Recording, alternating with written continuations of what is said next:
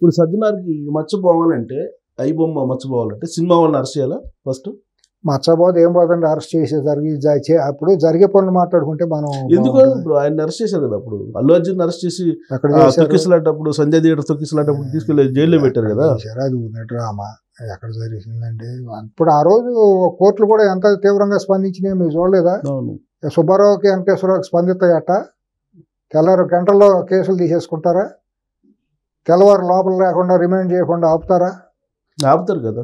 ఇప్పుడు రీసెంట్ గా జగన్మోహన్ రెడ్డి గారి కోర్టులో ఎలా అందుకని ఇవన్నీ చూసే సమాజంలో ఇవాళ మరి పాపం ఆయన సజ్జనార్ గారు లాంటి వాళ్ళకి కూడా ప్రశ్నించే తత్వం ఏర్పడిపోతాను. జనాలు కూడా అంత ఫ్రస్ట్రేషన్ గురైపోయి సోషల్ మీడియాలో వెలగెక్కారు వాళ్ళ దీన్ని. ఇప్పుడు నేను కోర్టు పరిధిలో మరి సుబ్బారావుకి మీరు మన 5 ఏళ్ల దాష్టికానికి గురయ్యారు కదా, పలు కేసులకి గురయ్యారు కదా, మీరు కోర్టుల చుట్టూ తిరుగుతున్నారు కదా, మీకు అనుభవం ఉంది కదా, చేయని పాపానికి ఏది జర్నలిస్టులో వార్త రాసిందని మీ మీద అక్రమ కేసులు పెట్టారు. మీరేం రూపాయి తినలా, మీ తండ్రి పేరు ఉపయోగించుకుని మీ తాతల పేరు ఉపయోగించుకుని మీరేం అధికార దుర్వినియోగం చేయలే, మీ జర్నలిస్ట్గా మీరేమీ తప్పు వార్తలు ప్రసారం చేసి రూపాయి తీసుకోలేదు కదా. పెద్ద సెక్షన్లు పెట్టి సమాజంలో విద్వేషాలు రెచ్చగొడతారు. ఒకటే దేశద్రోహంలోనూ హత్యానేరం ఒకటే మీ మీద పెట్టాల. ఆ 2 సెక్షన్లు తప్పించి అన్ని సెక్షన్లు ఉన్నాయి మీ మీద. మరి మీ కోర్టుల దగ్గర మీ ఎంత తిప్పలు పడుతున్నారు, వెళ్ళిపోతే సాయంత్రం దాకా నిలబడినా తెలియదు కదా. మరి ఆ వెసులుబాటు ఇచ్చిందంటే ఎక్కడ పోతుంది చట్టం, రాజ్యాంగం? ఏంటి ఈ వెసులుబాట్లు, రాయితీలు? వాళ్ళకి ద్రోహులకి దోషులకి కళ్ళ ముందు కనపడుతుంది. లక్షల కోట్లు దోసుకున్న ఇది వాళ్ళకి లేదు. అక్కడికి వెళ్ళిపోయి థియేటర్ దగ్గర ర్యాలీ చేసుకుంటూ వెళ్ళిపోయి దుర్మార్గంగా తొక్కిసలాట జరిగితే ఆ రోజు హావభావాలన్నీ చూసాం. ప్రభుత్వం చర్య తీసుకుంటే ప్రభుత్వం మీద ఇరుసుకుపడ్డారు వీళ్ళందరూ. రేవంత్ రెడ్డి గారి ప్రభుత్వం మీద బీఆర్ఎస్ వీళ్ళందరూ.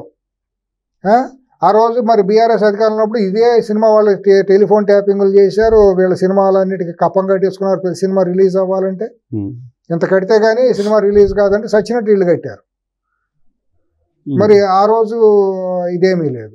అంటే కప్పం కట్టినా కానీ వాళ్ళు టికెట్ రేట్లు పెంచుకునే దానికి అవకాశం ఇచ్చారు, పెంచుకున్నారు. నోరెత్తకుండా పడి ఉంటే మధ్యలో ప్రజలను దోచేశారు. అంతే, అందరూ చేరి దోసింది ప్రజల్ని, సమాజాన్ని. కోర్టు విషయం వస్తే నాకు అది చూసిన తర్వాత నాకు కూడా అనిపించింది సార్. ఎందుకంటే వాయిదాలకు వెళ్ళినప్పుడు ఉదయం నుంచి సాయంత్రం దాకా ఉంటే ఎప్పుడు సాయంత్రం దాన్ని వాయిదా అంటాడు, ఎప్పుడు పిలుస్తారో తెలియదు. దాంట్లో జరగలేదు. ఇప్పుడు లోపల పోయిన తర్వాత మీరు చూసారు వీడియో రిలీజ్ అయింది. నేను చూడను. జగన్మోహన్ రెడ్డి కోర్టుకి లోపలికి వెళ్ళిన తర్వాత పతనంకి వచ్చేసిందండి. న్యాయ వ్యవస్థ కూడా పూర్తి పతన స్థాయికి వచ్చేసిందండి. బాధ అనిపిస్తుందండి. న్యాయ వ్యవస్థ కూడా ఊరిని కంటెంప్ట్ వేస్తాం, అది వేస్తాం, ఇది వేస్తాం అని ప్రజలను భయపెడితే అది జ్యుడిషియల్ దీనికి ఎందుకు వస్తుందండి, దాని టెర్రరిజం కిందకైనా జ్యుడిషియల్ నియంతృత్వం కిందకు వస్తుందండి. అది తప్పు అండి. అది అందరికి చట్టం అనేది అందరికి ఒకే రకంగా ఉండాలి, కానీ కొంతమందికి ఒక రకంగా కొంతమందికి మరో రకంగా కనిపించకూడదండి. ఇప్పుడు న్యాయ వ్యవస్థలో చెబుతారు, న్యాయం చేసినట్టు కనిపించాలి, అంతేగా న్యాయం చేసినట్టు తెలియాలి కూడా, అంతే తప్పించి ఆ రకంగా కాదు. ఏందండి దాంట్లో ఒకటే జరగల. జడ్జిని ఎయిర్పోర్ట్కి రా సంతకం పెడతానని ఒకటే అనలా. ఆల్రెడీ వైవి సుబ్బారెడ్డి గారిది అది వాళ్ళు పోలీసులకి మీరు మా ఇంటికి వచ్చి విచారించండి అని చెప్తే వెళ్ళారు. వీళ్ళు కల్తీ అంటే వెళ్ళారు. మరి ఇదంతా మరి రామోజీరావు గారిని పాడేసుకు లాక్కెళ్తాం అన్నారు ఆ రోజు ఫిలిం సిటీకి. మీరంటే వాళ్ళందరినీ జీపులో ఎక్కించుకుని లేసుకొని లోపల పడేశారు. కరోనాలో ఇళ్ళకి వచ్చారు, దొమ్మి చేసి రాత్రి ఇళ్ళ దగ్గర ఆడాలను కూడా నైటీలో ఉండాలని కూడా లాక్కి వెళ్ళారు. ఇదంతా ఆ రోజు ఏమైందండి, న్యాయ వ్యవస్థ కళ్ళు లేవు అప్పుడు. ఆ రోజు స్పందించే న్యాయ వ్యవస్థ ఎవరు గుప్పిట్ట ఉంటుంది? దేశం ఏంటి, భారతదేశంలో ఉన్నామా మనం, ఎక్కడ ఉన్నామండి? అనాగరికమైన ఏదన్నా ఆఫ్రికా ఖండంలో ఏదన్నా అనాగరికమైన దేశంలో ఉన్నామా? ఏం మాట్లాడాలో అర్థం కాదు. ఇప్పుడు కోర్టుకు హాజరు కావడానికి వచ్చిన సందర్భంగా బేగంపేట నుంచి ఒక పెద్ద ర్యాలీ తీశారు. తీయచ్చా అంటే మరి పోలీసులు యాక్షన్, ఇదే సిపి గారు యాక్షన్ తీసుకోవాలి. మరి ఆ రోజు సజ్జనార్ గారే కదా ఉంది, మరి కట్టడి చేయాల్సింది. మరి కేసులు పెట్టాడా? మరి పెట్టాలిగా. వెహికల్స్ ఏమంటే ఏలాడి ట్రాఫిక్ వైలేషన్ చేసి ఒక్కొక్క బండి మీద ఫుట్పాత్ల మీద వెళ్ళటం మరి చట్టవిరుద్ధమేగా. ఆ రోజు మరి ఊరేగింపులో పర్మిషన్ ఎంతకి ఇచ్చారు, ఏమి ఇచ్చారు, దాని మీద చర్యలు తీసుకోవాలిగా. మరి ఏమీ చేయలేదుగా నువ్వు. మరి కోర్టుకి వెళ్ళిన తర్వాత 5 నిమిషాల్లో పిలవటం ఏంటి, ఏమంటే 5 నిమిషాలు షెడ్యూల్ ఇచ్చినట్టు వచ్చేసేయటం ఏంటి? అంటే ఆ టైం ముందే చెప్పారట, ఈ టైంలో మీరు విచారించండి నేను జడ్జికి. అదే మరి అదే వచ్చింది. అది మోడీ గారికి అమిత్ షా గారికి తెలియని వాళ్ళ ఆశీస్సులు లేని ఏం జరగట్లేదండి. 2014 నుంచి పూర్తిగా మిలాఖత్తులు ఉన్నాయి. ఇటు కల్వకుంట్ల కుటుంబానికి అటు వైఎస్ కుటుంబానికి మోడీ అండ్ అమిత్ షా బ్లెస్సింగ్స్ సంపూర్ణంగా ఉన్నాయి. వీళ్ళ భావజాలం వీళ్ళ వ్యక్తిత్వాలన్నీ ఒకటే. మీరు పరిశీలిస్తే భారతదేశంలో ప్రెస్ మీట్లు పెట్టిన వాళ్ళు ముగ్గురు భారతదేశ స్వతంత్ర భారతదేశ చరిత్రలో. ఏ గూటి పక్షులు ఆ గూటికి చేరుతాయి అన్నట్టు అక్కడ మోడీ అనే వ్యక్తి 10 ఏళ్లుగా 12 ఏళ్ళుగా ప్రధానమంత్రి ఒక ప్రెస్ మీట్ని ఫేస్ చేయాల. 10 ఏళ్ళు కేసీఆర్ అనే వ్యక్తి నియంతృత్వగా ఉంటాయి. ఇక్కడ ఒక్కసారి కూడా మీట్ ది ప్రెస్ కానీ ప్రెస్ మీట్ కానీ లేదు. పెట్టారు సెలెక్టెడ్ ప్రెస్ పెట్టి బిస్కెట్లోనూ కవర్లు ఇచ్చేస్తే చాయ్ బిస్కెట్లు వేసైతే ఏం మొరకుండా వచ్చేస్తాయి. చక్కటి ఆల్సేషన్ ఇదిలాగా. అంతేగాని ప్రశ్నించేది ఉండదు, ఏముండదు. కవర్ ఇస్తే చాలు, అన్ని కవర్లు అయిపోతాయి. మీలాంటి జర్నలిస్టులు ఎవరన్నా పిలిచారా? ప్రెస్ క్లబ్కి వచ్చి మీట్ ది ప్రెస్ పెట్టవచ్చుగా అంత దమ్ముంటే. మరి అక్కడ తాడేపల్లిలో కూర్చొని రికార్డెడ్ మీడియానే వీడియోలు ప్రెస్ మీట్ పేరుతోనే తెప్పించి మీట్ ది ప్రెస్ పెట్టారా? ప్రెస్ మీట్ పెట్టాడు అతను వచ్చి. కాబట్టి ఒకళ్ళనొకళ్ళు కాపాడుకుంటున్నారు వాళ్ళు. చట్టాలు రాజ్యాంగాలు పరిహాసానికి గురవుతున్నాయి. ఏం చేస్తాం? మాట్లాడేంటి ఉపయోగం? ఇప్పుడు వ్యక్తిగత హాజరు నుంచి మళ్ళీ మినహాయింపు, అన్ని మినహాయింపులు జరుగుతాయండి. అంటే వస్తే జనం ఎగబడుతున్నారు, అందువల్ల సెక్యూరిటీ ప్రాబ్లం ఉంది కాబట్టి. లోపల ఏమనండి చెంచులగూడలో చెర్లపల్లి వేసేసి వాయిదా ముందు తీసుకురాలేదా 16 నెలలు పెట్టినట్టు? అంటే అట్లా జనం వచ్చేస్తే మీరు రాయితీ ఇచ్చేస్తారు అందరికి. రేపు పొద్దున్న అందరూ 1000 మందిని 500 రూపాయలు 1000 రూపాయలు ఇచ్చి బిర్యానీ పొట్లం ఇచ్చి సారా ప్యాకెట్ ఇస్తే అటు జనం వచ్చి పడతారు. వచ్చిన వాళ్ళందరికీ మీరు రాయితీలు ఇస్తారా? రావసరం లేదు, మీరు వాళ్ళ దగ్గర కూర్చోండి, జూమ్ కాల్లో మీరు అటెండ్ అయితే చాలు అంటారు. సెక్షన్లో అటువంటి సెక్షన్లా మీ మీద పెట్టిన సెక్షన్లో ఏంది? చట్టం ఏం చెబుతుంది? న్యాయ వ్యవస్థ ఏంటి? జవాబుదారీతనం లేదా న్యాయ వ్యవస్థకి? ఏంటి ఇదంతాను? ఏమి అర్థం కాని పరిస్థితి అండి. ఎవడ వ్యవస్థలు ఏంటంటే సార్, వచ్చేటప్పుడేమో ర్యాలీలు ఉన్నాయి, జనం ఉన్నారు, పోయేటప్పుడు ఎంతమంది ఉన్నారండి? వాళ్ళు ఎక్కడ అద్దం నుంచి అక్కడి నుంచి ప్రకాశం జిల్లా నుంచి వచ్చిన జనం అండి. నేను అబ్జర్వ్ చేశాను. వాళ్ళు పోయేటప్పుడు లేరు. కోర్టు దగ్గర కూడా 100-150 మంది నుంచి లేరండి. నాకు ఇంకొక అనుమానం, లాయర్లుగా కూడా కోర్టులు వేసుకుని కొంతమంది వెళ్ళి అక్కడ స్లోగన్స్ కొట్టారని నేను విన్నాను. సిగ్గుచేయటం, న్యాయ వ్యవస్థకే సిగ్గుచేయటండి, కళంకం అండి అది. కోర్టు వేసుకుని అక్కడ ఆటోగ్రాఫ్ల కోసం ఫోటోల కోసం దిగజారుతున్న భావదారిద్రం. నేను అనుకుంటా వాళ్ళు నిజమైన లాయర్లు కాదనుకుంటున్నా. ఇక్కడ నాంపల్లి బార్ అసోసియేషన్లో రిజిస్టర్ అయిన లాయర్లు కాకపోయి ఉండొచ్చు. బయట నుంచి కృష్ణనగర్లో ఒక లాయర్ కోర్టులు వేసుకుని వెళ్ళిపోయిన వాళ్ళు కూడా ఉండొచ్చు, ఆర్కెస్ట్రేటెడ్ అయి ఉండొచ్చు. అంతమించి నిజాయితీ నిబద్ధత కలిగిన లాయర్లు ఎవరు కూడా ఆ రకంగా దిగజారు.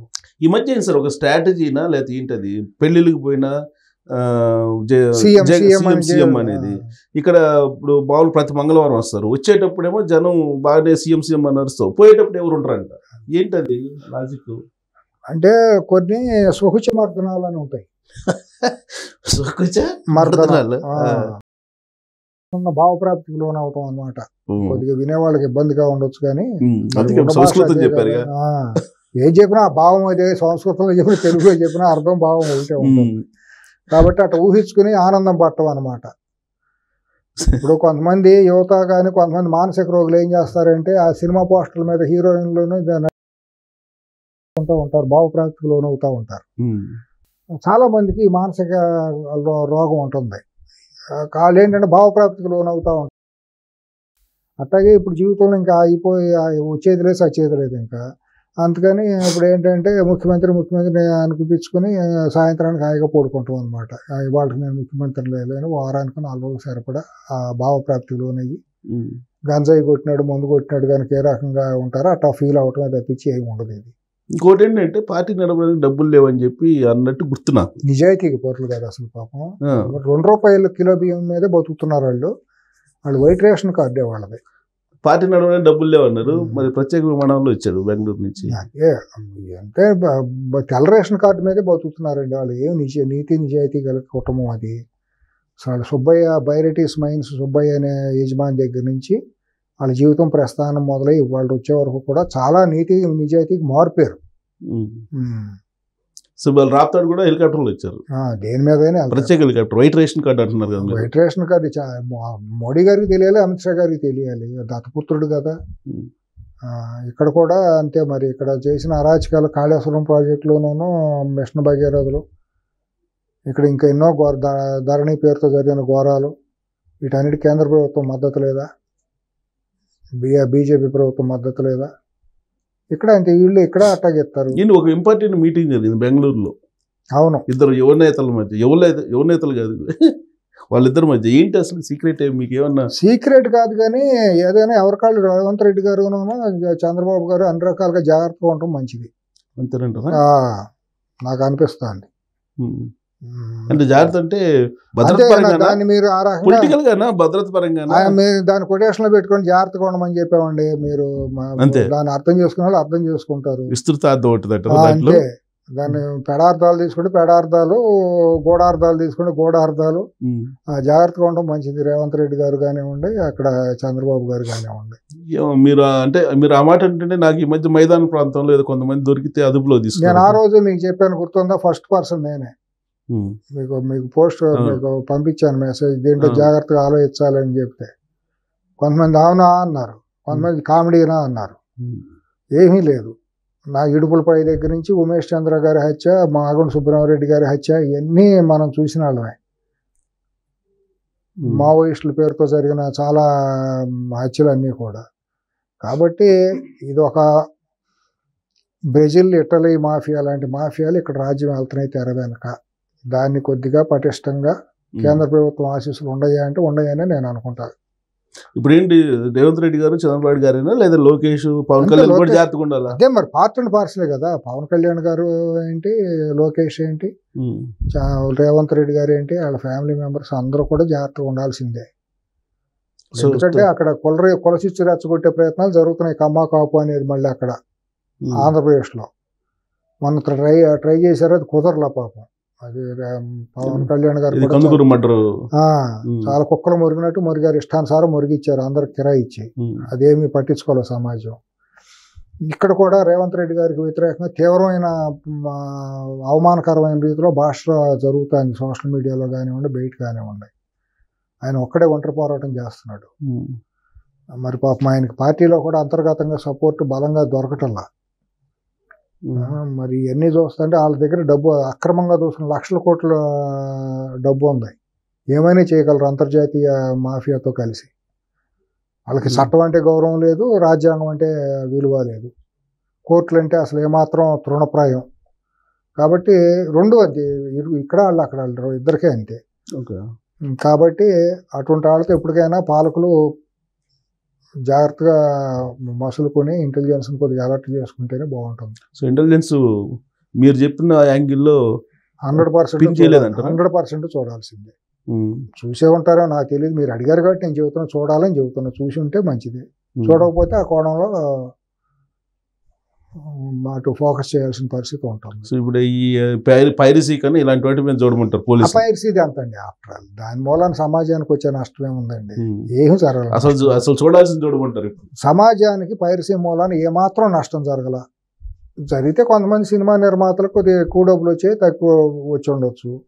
సినిమా ఫ్లాప్ అయిన సినిమాలకు దాని మూలాన పోయిందని చెప్పుకుని ఇది చేయడానికి ఉపయోగపడిందే తప్పించి అసలు ఏం కాదు. దాని మూలాన వచ్చేది లేదు, పోయేది లేదు. పైరసీ మూలాన్ని నష్టపోయిన నిర్మాతలు ఉన్నాడని నేను అనుకున్నాను. సరైన ఆరోగ్యకరమైన సినిమా తీసి పైరసీ మూలాన్ని నష్టపోయిన సినిమా నిర్మాత ఎవడన్నా ఉన్నాడంటే నేను ఒప్పుకోను. సో ఫైనల్గా సినిమా ఇండస్ట్రీ ఏపీకి వెళ్తుందా ఇకనైనా? ఎలాగో సమస్య లేదు. కానీ అక్కడ కలెక్షన్స్ మాత్రం కావాలి, డబ్బులు కావాలి. ఆ రాష్ట్రం అంటే వీళ్ళకి అవసరం లేదు. ఎందుకులేండి, ఏమైనా యద్భావంతో రాజుని బట్టి గుర్రం, రౌతుని బట్టి గుర్రం. అట్టగా అక్కడ పాలకులకి చంద్రబాబు గారు అంటే సినిమా వాళ్ళకి అలుసండి, మీకు తెలియదు. ఆ మాట అంటే కొద్దిగా చాలా మందికి బాధ అనిపిస్తుంది. మంచితనం అనుకోవచ్చు. మంచితనం అని మనం మీరు అనుకుంటారు, మీలాంటి వాళ్ళు గౌరవంగా ఉండాలి. వాళ్ళకి చేతకాంతాను కాదు కదా, వీళ్ళకి బాధ్యత ఉండదు కదా. ఫస్ట్ బాధ్యత ఎందుకు ఉంటుందండి? సంఘ విద్రోహులకు బాధ్యత ఉంటుందా? ఇప్పుడు బాంబులు వెలుపుతారండి తీవ్రవాదులు, వాళ్ళకి బాధ్యత ఉంటే బాంబులు వెలుపుతారా? ఇప్పుడు మనం షిరిడి సాయిబాబా గుడి దగ్గరను గోకుల్ చాట్ల దగ్గర పేల్చారు వాళ్ళు. వాళ్ళు చేసేది విధ్వంసమే. సో వాళ్ళలాగానే వీళ్ళు కూడా వీళ్ళు అంతే, తేడా ఏముంది, వీళ్ళు విధ్వంసం చేస్తున్నారు, సామాజిక విధ్వంసం సినిమాల పేరుతో కుటుంబాలు యువతను చెడగొడుతున్నారు డబ్బు కోసం. అదే స్టూడియోలు ఇస్తామంటే వైజాగ్ లో వెళ్తా అక్కడ ఉంటారు, ఇక్కడ ఉంటారు, అంతే తప్ప ఇక్కడి నుంచి అయితే కథలు. ఏమండి సుబ్బారావు గారు, నేను ఒకటి చెప్పనా, 2014లోని చంద్రబాబు గారు తప్పుడు అడిగేశారు సినిమా వాళ్ళని ట్యాకిల్ చేయటంలో. ఆయన చేసిన పద్ధతి బాగాలేదు. ఈ మాట అంటే చాలా మంది తెలుగుదేశం తమ్ముడు బాధ అనిపించవచ్చు. సో ఇప్పుడు ఒక నిజాయితీ నిబద్ధత ఆయనకేంటంటే పెద్దరకం. 2 రాష్ట్రాలు మనయ్యే కదా, 2 తెలుగు జాతి మనదే కదా అనేది ఉంటుంది, ఇండస్ట్రీ ఒకటే కదా, మనం కొడితే దెబ్బతినిపోతారు పాపం, బాగాదు అనేది పెద్దరకం అయింది. అందరూ బాగుండాలి అని పెద్ద మనసు చేసుకుని ఉన్నాడు. అది వీళ్ళకి చేతకాంతనంగా అయిపోతుంది. మేము చిటికేస్తే చంద్రబాబు మా ఇంటి దగ్గరకు వచ్చి వాలిపోతాడు అన్న ఫీలింగ్ లో వీళ్ళు ఉంటున్నారు.